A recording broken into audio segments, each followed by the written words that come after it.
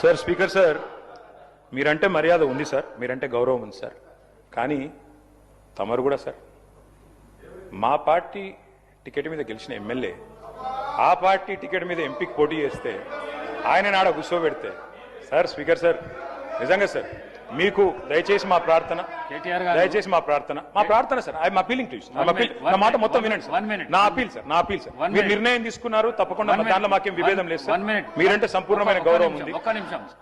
ఒక్క నిమిషం. జ్యుడిషియరీలా court కోతాం, judgement ఇస్తాడు. ఈ కోర్టు కాకపోతే ఇంకో కోర్టు కోతాం.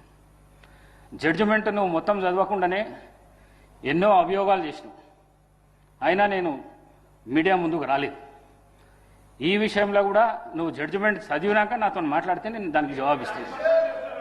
దయచేసి ఈ ప్రశ్నించే దీన్ని మీరు తక్కువ చేసుకుంటే మంచిగా ఉంటుందని చెప్పేసి ఈ సభలను మీకు తెలియజేస్తాను.